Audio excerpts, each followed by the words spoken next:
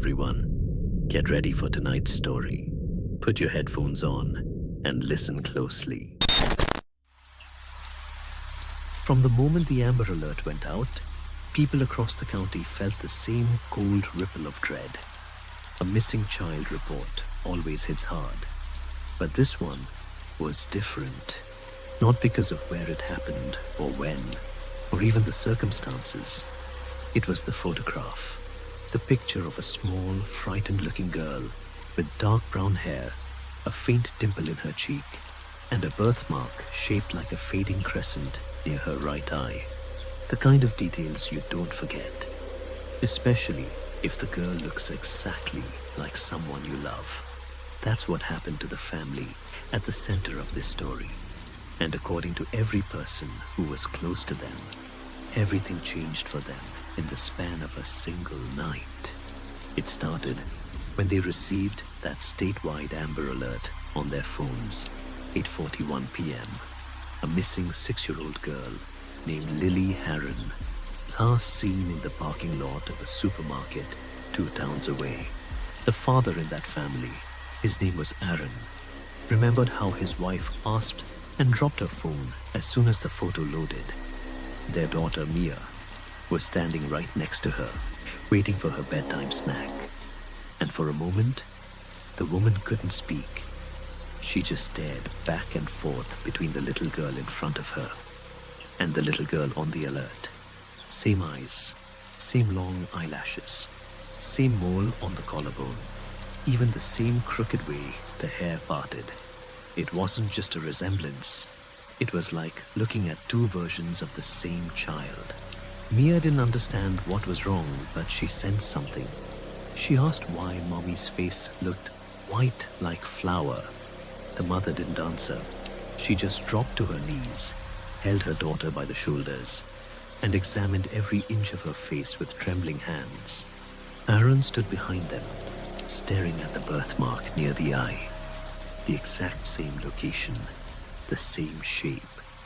The chances of that were nearly non-existent. At first, they tried to rationalize it. Coincidences happen. Kids look alike. Photos can distort details. But none of those excuses sat right with them. And something about the Amber Alert wording unnerved them even more. Last seen with an unidentified adult female. Child appeared compliant, possibly known to the abductor. Compliant. That word stayed in the mother's head all night. Around 9:15, the doorbell rang. Neither of them was expecting visitors, and when the mother went to the peephole, there was no one on the porch. Just the sound of a car engine revving down the street and peeling away. When they opened the door, there was a folded piece of paper on the doormat. 4 words. "Keep her inside tonight." They called the police immediately. Officers came, took a report, checked the street cameras, and stayed outside for an hour. Nothing came of it. The mysterious car had no plates visible. The note had no fingerprints. The officers suggested it was likely a prank inspired by the Amber Alert circulating online. But the parents didn't buy that. Not after what came next. That night, around 1:30 a.m., Aaron woke to the sound of whispering outside the bedroom window. Soft, coaxing, a woman's voice.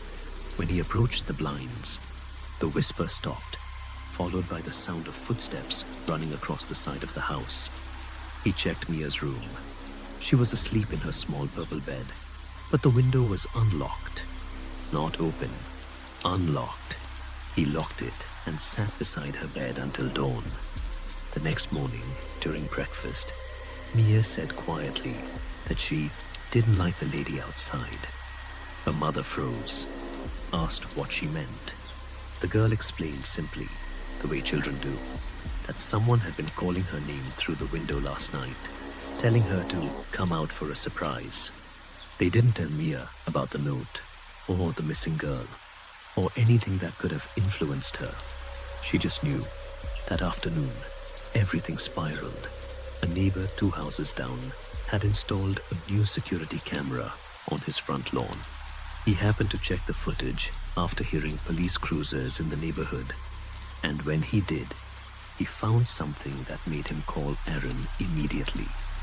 The footage showed a woman, disheveled, frantic, barefoot, standing under the street lamp across from their house around 1:20 a.m. The same time frame Aaron heard the whispering. But that wasn't the disturbing part. The disturbing part was that she was holding something, a small bundle of fabric shaped like a child, cradled against her chest. When zoomed in, you could see a tiny arm hanging limp from the blanket. The woman kept staring at the house, rocking the bundle, whispering towards the bedroom windows. The police compared the footage to the Amber Alert photos, and that's when the case took a direction no one expected. The woman in the street lamp was identified as Lily Harron's biological mother, a mother with a history of severe mental instability and custody violations, a mother who believed, truly believed, that the child on the Amber Alert wasn't her daughter at all, but a replacement, a copy made by the state. She claimed the real Lily had been taken and duplicated, and that the one shown to the public was the wrong girl. It was delusional, unhinged, not grounded in any reality, and yet it raised one terrifying question for this family. If she believed the Amber Alert featured the wrong girl, then who was the girl in the photo supposed to be? When detectives interviewed her a second time, after finally locating and detaining her, she said something that chilled even the officers. She insisted that her Lily had been inside that family's home, that she had seen her with her own eyes, that she had tried to bring her home twice already. The implication was horrifying. The parents were forced to do something they never imagined they'd need to do: provide DNA verification for their daughter. They stayed awake for nearly 48 hours straight, waiting for the results. And when the results came back, the world they knew simply ended. The DNA didn't match.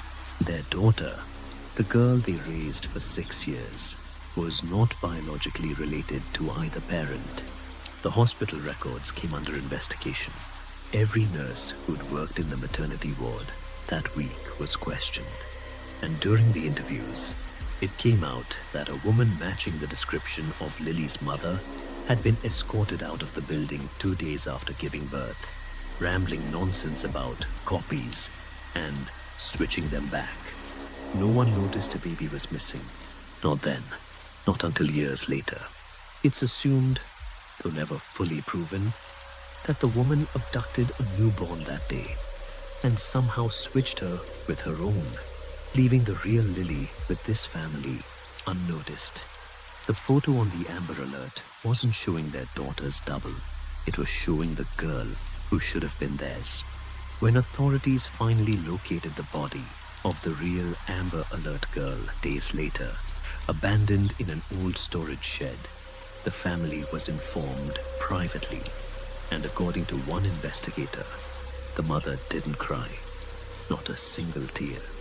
She simply whispered, "I knew that wasn't her," because the girl in the shed had been malnourished, bruised, and clearly terrified in her final days. But she did not have the crescent-shaped birthmark, the one that Mia, the child they had raised, loved, and carried home from the hospital, still had. Authorities could never understand the birthmark, or how two unrelated children could share such specific traits. The investigators marked it down as coincidence, but the parents never did, because weeks after the DNA results, their daughter began waking up screaming in the middle of the night, not out of fear, out of confusion. She kept asking for a woman she had no reason to know, a woman she called Mommy with the long hair, which matched perfectly the biological mother's appearance. To this day, the family refuses to discuss what happened afterward. The custody battles, the psychological evaluations, the legal nightmare that consumed their lives. They moved to another state, changed their names, and cut ties with every neighbor who knew the story. But one detail slipped through during a routine interview with a social worker involved in the aftermath. When asked what finally convinced them to leave the state entirely, the father described one moment. 2 weeks after everything ended, he was tucking Mia into bed for the night. She looked up at him with her big brown eyes and asked if he could leave the light on for a little while. He said sure, asked why, and Mia, in the softest voice, gave the answer that has haunted him ever since. So the other me doesn't come into the dark again. He tried to ask what she meant, tried to get her to explain what she saw, but she only repeated it. The other me, the one who cries all the time. When the father asked where she had seen her, Mia pointed to her closet door and whispered, "She keeps asking me to switch back." If this story made your chest tighten even a little, imagine how that family must still feel, wondering whether the child they tuck in every night is really theirs, or if somewhere out there, another version of her is waiting in the dark. Thank you for watching. Stay safe, stay alert, and remember, some mysteries don't stay buried forever.